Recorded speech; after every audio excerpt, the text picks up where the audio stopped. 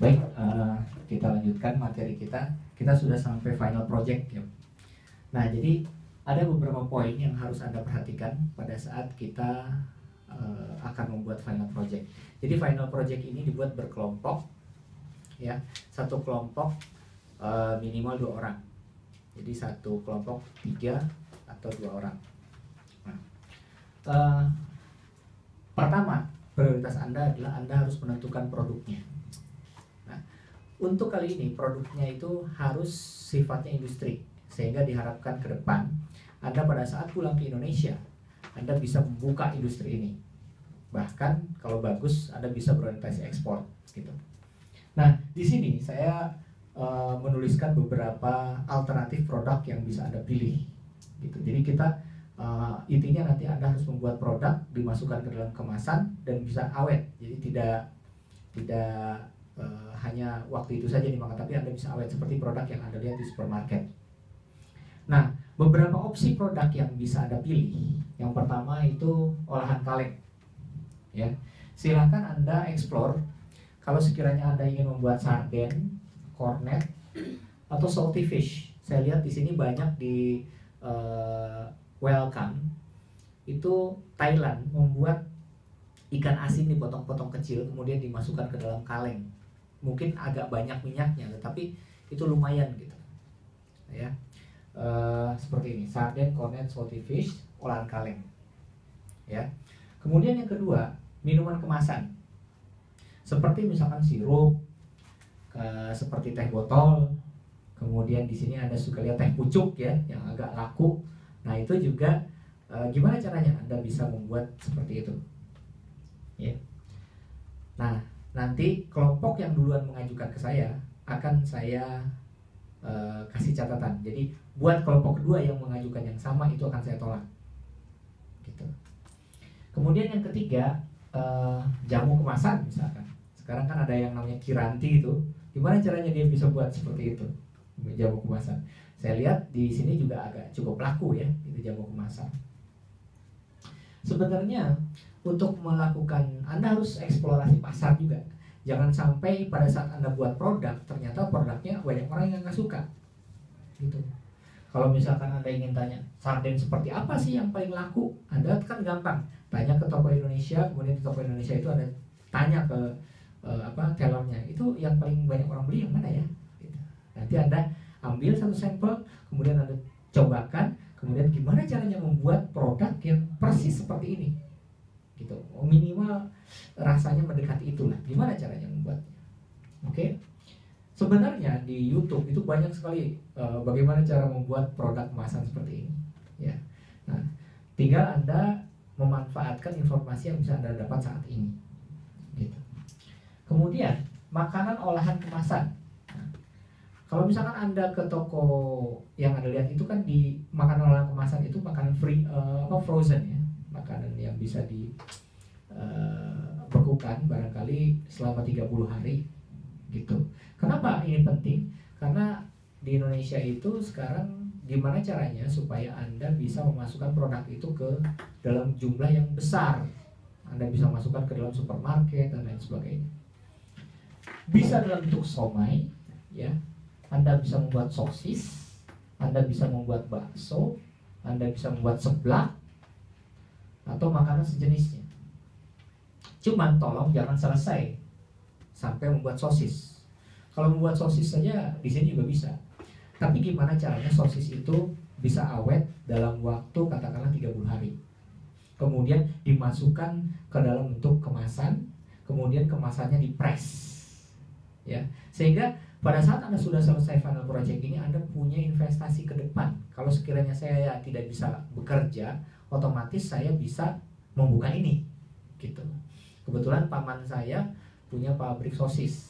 Ya, itu juga berawal dari satu-satuan gitu. Jadi membuat satu kemudian lama-lama berkembang menjadi pabrik sosis Bantaranaya di Toko Merdeka Bandung, itu punya paman saya itu. Nah itu seperti ini. Cuman mungkin kalau misalkan dulu saya pernah mengundang pengusaha yang membuat ini, yang membuat somai ke Hong Kong, ya. Nah Tapi dia tidak menerangkan bagaimana caranya memasukkan ke dalam plastik, kemudian ngepres, kemudian mengawetkan. Ya. Kalaupun toh sekiranya Anda harus membeli mesinnya, kan suatu saat mesin itu bisa Anda pakai kalau sekiranya nanti pulang ke Indonesia gitu. Kemudian yang keempat, alternatif lain, tepung. Misalkan di sini kan banyak tuh bumbu-bumbuan yang setiap hari ibu-ibu beli, seperti misalkan tepung bawang, merica bubuk, tepung kunyit, ya. Anda masukkan ke dalam kemasan, kemudian Anda bisa awetkan gitu. Nah ini gimana caranya?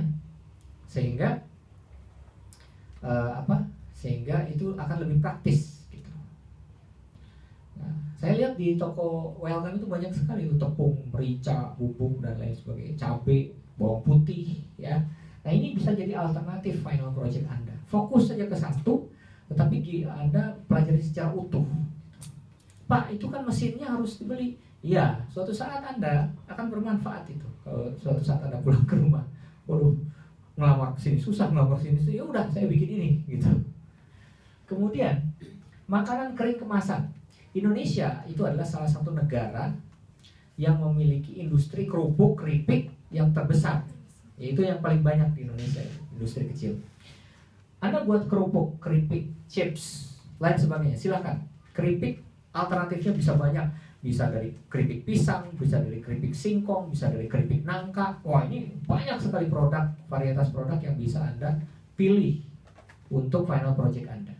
Tapi jangan sebatas hanya bikin keripik.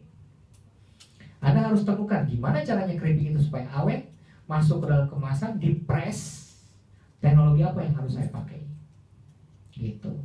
Itu baru final project. Tapi kalau hanya untuk bikin keripik saja, semua orang bisa. Gitu.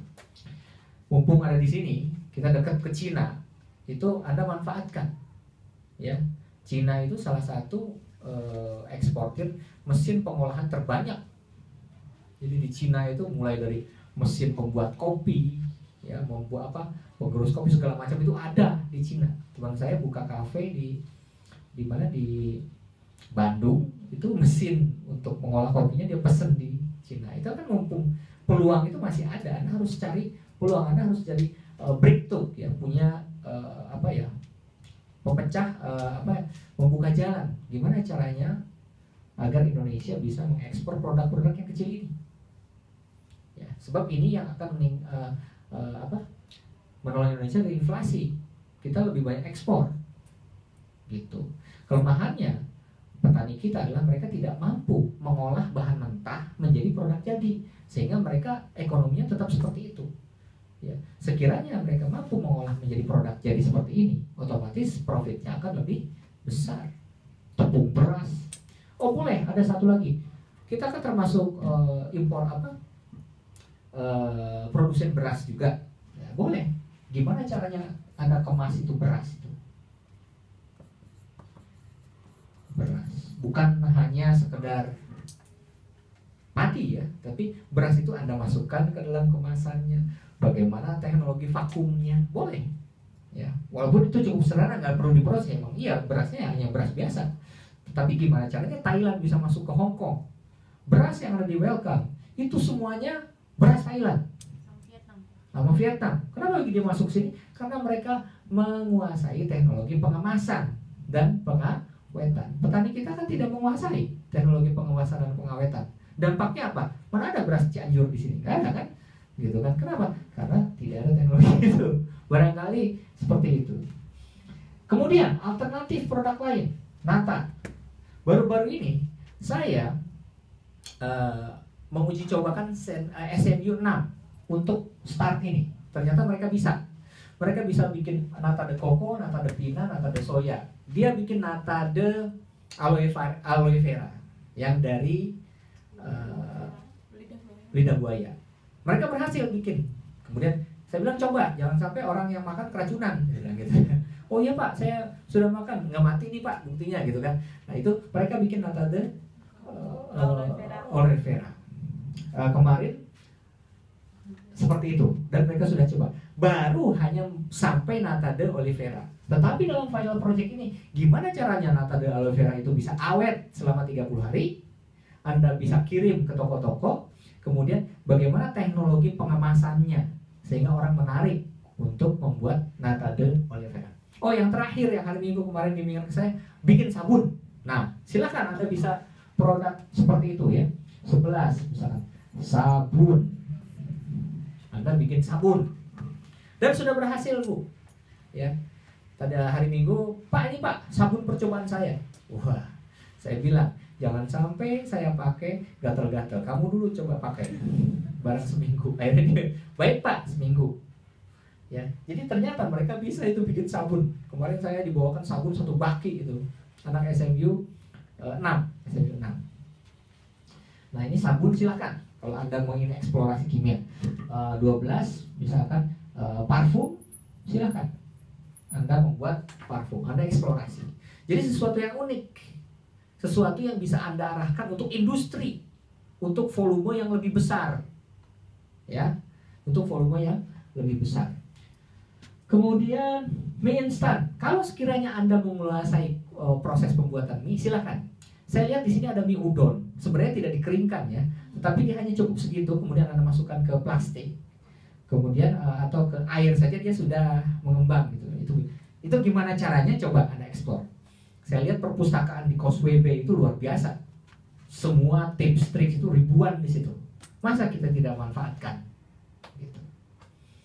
Kemudian roti kemasan jelas, ya. Di sini banyak roti kan. Silakan. Jangan hanya terbatas hanya membuat kafe roti buy to sell. Anda beli dari orang kemudian jual. Tetapi gimana caranya Anda membuat? Kemasannya seperti apa? Dimasukkan, kemudian desain kemasannya seperti apa sehingga orang menarik. Gitu. Kemudian kue kemasan. Nah, ini adalah alternatif produk yang bisa Anda pergunakan untuk final project Anda. Silakan. Siapa cepat dia dapat. Anda ingin fokus, saya bikin ikan asin. Kemarin ada yang bikin ikan asin. Tapi saya bilang, jangan berhenti di situ. Gimana caranya ikan asin itu Anda kemas, Anda bisa masukkan ke dalam kemasan yang menarik. Ada yang bikin telur asin. Berhasil, bisa. Bahkan videonya sudah ada. Tetapi, gimana caranya telur asin itu dikemas seperti yang Anda lihat di welcome, ditata 6, kemudian dimasukkan ke dalam kardus. Ya. Nah, jadi dibuat seperti itu. Nah, ini adalah final project Anda. Jadi final project SMU 7 tahun ini adalah berorientasi kepada industri kecil. Ya. Tentukan produknya. Kemudian yang kedua, orientasi industri kecil. Jadi visi Anda adalah miniatur industri. Bukan hanya sekedar kafe, orang datang, tapi visi Anda miniatur industri. Kemudian detail proses dan mesin. Ini penting. Anda harus tahu detail prosesnya. Kira-kira ada nggak ya mesin yang membantu Anda untuk membuat jadi banyak gitu. Kalau pakai tangan, ini semua bisa pakai tangan. Tetapi kalau misalkan Anda bisa menemukan, oh ternyata ada mesin untuk melakukan destilasi kopi, misalkan di sini. Adanya di mana? Itu kan jadi sesuatu yang baru. Sesuatu yang baru pada saat Anda bawa ke Indonesia, otomatis laku untuk dijual. Gitu. Kita lihat, telur asin di Brebes itu banyak sekali. Tetapi kan jarang yang mengemas menjadi 6, kemudian dimasukkan ke dalam box. Di situ ada mereknya, telur asin Kusrini, misalkan gitu. Itu kan yang kayak gitu kan belum bisa. Tapi kalau untuk membuat telur asin saja semua orang bisa buat telur asin. Gitu. Jadi sampai ke akhir. Gitu. Apalagi banyak produk yang bisa Anda eksplor, sabun, pasta gigi silakan kalau Anda mau bisa bikin pasta gigi. Itu minyak wangi. Kemudian sekarang orang berorientasi kepada alat kosmetik yang sifatnya natural, yang berasal dari alami gitu. Seperti misalnya, oh ada lagi tuh, ada apa namanya, jintan hitam segala macam dibuat kapsul. Nah boleh itu. Anda cari teknologi gimana caranya membuat kapsul. Ya, misalkan obat mencret. Orang zaman dulu pakai daun jambu, kemudian ditumpuk. Anda silahkan eksplor gimana caranya membuat bubuk daun jambu, kemudian dimasukkan ke dalam kapsul dan dijual, masukkan ke dalam kemasan. Itu saya hargai kalau Anda bisa buat itu. Ya, contoh misalkan orang kena penyakit hepatitis B, diobati dengan kuning gede, kurkuma. Ya, di Indonesia itu banyak kurkuma. Itu gimana caranya? Kurkuma dijemur, kemudian ditumbuk, dimasukkan ke dalam kapsul. Ya, dalam kapsul sehingga orang tidak enak pada saat minum, itu boleh. Ada lagi misalkan apa Pak? Madu kemasan. Ya, di Indonesia kan banyak madu. Tapi kan jarang dimasuk. Akhirnya madu-madu di sini kan nggak ada yang dari Indonesia, kebanyakan dari New Zealand, gitu kan. Itu sayang sekali, gitu. Ya, pete orang sini sudah mulai suka ya. Tetapi kan kemasannya masih begitu, gimana ya supaya cantik gitu kemasannya, sehingga pada saat dibuka, jengkol juga di situ belum ada di sini. Jengkol sih gampang, tapi buat jengkol itu masuk dalam kemasan sehingga orang itu suka. Mohon maaf, di sini yang laku itulah kimchi. Nah, kalau misalkan Anda menemukan di Indonesia cabbage itu banyak, ya, gimana caranya membuat kimchi dimasukkan ke dalam kemasan? Sekarang di welcome itu luar biasa kimchi itu. Ada yang pakai irisan cumi-cumi sehingga ada mix, rasanya enak. Di Indonesia kaya sekali itu acar itu. Coba Anda pikirkan gimana caranya acar ketimun yang bisa Anda dapat di warteg masukkan seperti kimchi sehingga bisa diekspor. Acar ketimun kan? Nah, itu gimana caranya gitu. Berarti Anda harus menguasai teknologi pengawetan. Ini saya orientasikan. Anda cari upaya kan untuk mengetahui bagaimana caranya untuk menguasai teknologi pengawetan ini. Gitu. Bukan cuman siomay, setiap orang bisa bikin siomay, tapi siomay yang awet 30 hari masuk ke dalam kemasan. Gitu. Yang kedua, teknologi pengemasan. Alat untuk mengemas itu tidak mahal, Pak. Ya, mumpung Anda ada di sini di Hong Kong, coba cari peluang gimana caranya supaya dapat alat untuk mengemas. Dulu teman saya master di IPB, kemudian dia tidak dapat tidak dapat kerja, akhirnya dia buat nata de coco di rumah. Ya, dan akhirnya dagang nata de coco. Tetapi dia cari mesin, akhirnya dia nemu tuh ada orang yang jualan mesin untuk membuat nata de coco. Sehingga pada saat tidak ada alternatif lain selain berdagang, dia masih punya jalan. Oh, saya bisa hidup dengan jualan ini, dan sekarang bisa hidup gitu dengan bermodal nata de coco. Ada lagi ide, air mineral. Oke? Anda temukan sumber air mineral. Ya, kemudian diproses. Ini cuman air putih dimasukin ke dalam botol, kemudian di-seal. Nah, itu gimana caranya? Gitu. Sekarang kan ada mesin yang namanya anak-anak BMI di Makau itu banyak bikin air kangen gitu ya. Dia beli mesinnya yang 40 juta gitu. Kemudian dia masukkan, kemudian dia seal, dia jual 10 dolar. Itu ide bagus. Itu ide bagus. Gitu. Cuma modalnya kan mesin itu, mesin air kangen itu. Nah, ini bisa jadi alternatif. Jadi arahnya ke orientasi industri. Kemudian publikasi. Anda harus bisa bermanfaat bagi orang banyak. Sekarang di YouTube itu banyak sekali video-video free. Oh, cara membuat telur asin. Dia buat bagus sekali videonya. Kemarin saya lihat anak SMU 6 sudah bisa buat dan bagus. Telur asin, ikan asin, manisan pepaya. Oh, ini ada yang masih kurang manisan. Ada yang membuat manisan pepaya. Sebenarnya saya kemarin dikasih CD dari Dignas itu banyak segini.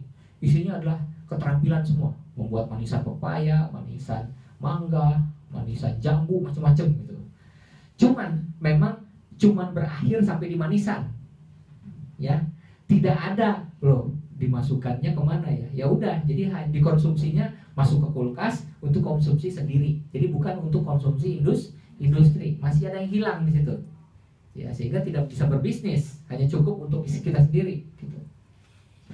Kemudian, nah ini Anda nanti harus bikin videonya yang bagus dan menarik gitu. Saya ada contoh video yang pembuatan telur asin anak saya Mary. Kemudian training. Nah, nanti setelah final project Anda harus mengumpulkan paling tidak 20 orang untuk Anda training. Ya, free.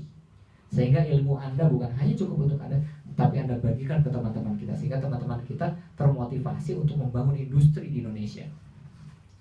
Kemudian distribusi proses. Nah, coba Anda pelajari mumpung ada di Hong Kong. Kebetulan kalau di KJRI itu kan ada atas perdagangan, bea cukai perdagangan. Gimana ya prosedur ekspor barang pada saat barang tersebut dari Indonesia ke Hong Kong? Gimana caranya? Tadi Anda sudah berbicara tentang distribusi paketan ya. Nah, sekarang gimana caranya memasukkan produk itu rutin ke Hong Kong? ya, prosedurnya seperti apa, bayar ekspornya seperti apa. Kemudian yang terakhir POM, pengendalian obat dan makanan. Kalau Anda membuat suatu makanan, jangan sampai makanan Anda itu meracuni orang, ya. Sehingga gimana caranya ya supaya makanan kita dapat izin dari BP POM, ya. Nanti kan dites setelah dikasih obat pengawet, kemudian dimasukkan ke kemasan, nanti dites ini layak nggak untuk dikonsumsi, ya. Bagaimana ya caranya untuk menentukan kadaluarsa sampai tanggal berapa? Itu kan harus ada strateginya, gitu.